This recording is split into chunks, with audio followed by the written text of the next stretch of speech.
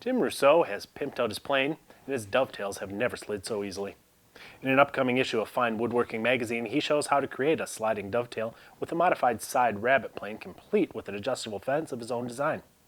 For those who don't know where sliding dovetails come from, you see, when a dado and a dovetail love each other very much, well, let's just say this is an article you're going to want to see.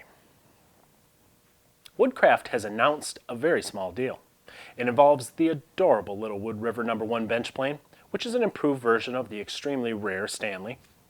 For $120, you get the plane and a 3-month subscription to Rob Cussman's interactive online hand and power tool workshops, including 75 30-minute sessions, as well as access to over 800 previous episodes.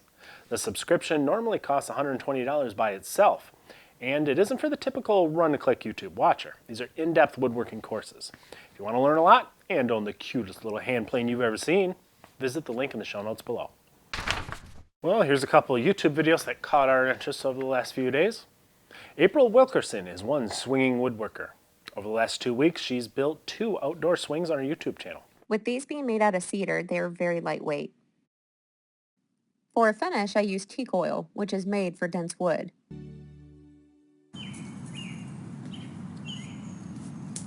So, that's it for this one. I think I'm going to grab me some sweet iced tea and watch all of this weather blow in. But I will see you soon. Jay Bates has been building a massive miter-style workstation for some time now. And this past week, he put on the finishing touch, a stop block system. And this is basically just a 3/4 inch wide T-track that accepts a 1/4 by 20 bolt that will slide in and out this whole length of the T-track. The stop block will be made from 2 pieces of 3/4 inch hardwood plywood laminated together. And once this is in the clamps, I can remove the fence to cut the dado for the T-track. Don't forget to check out our list of our favorite YouTube channels over at stumpynubs.com/friends. A laminated plane iron on a Stanley? What you talking about, Willis?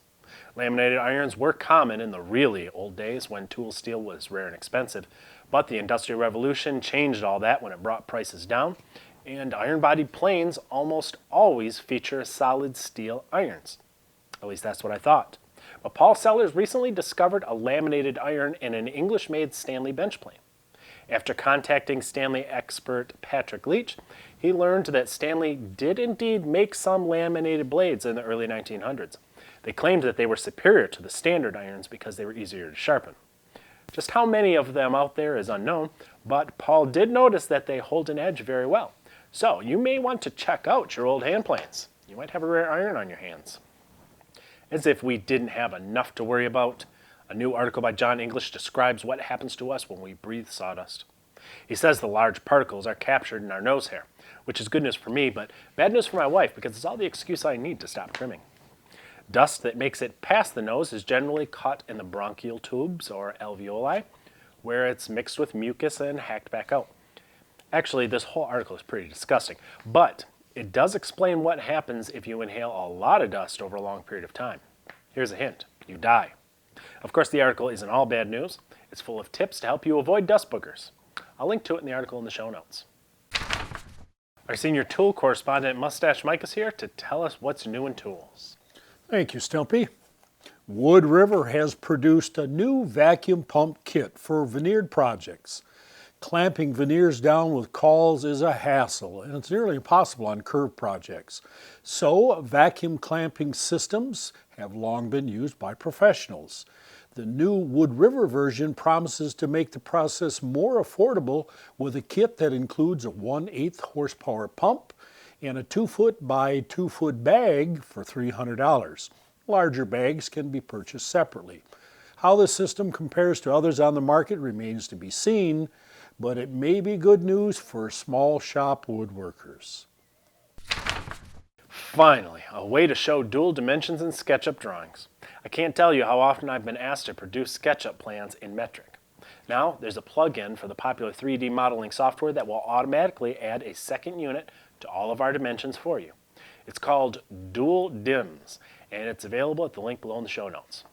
Of course, that doesn't mean we're going to start providing SketchUp plans in metric, but it is good to have. You know what I like? Giving stuff away. We don't just throw stuff around willy-nilly around here.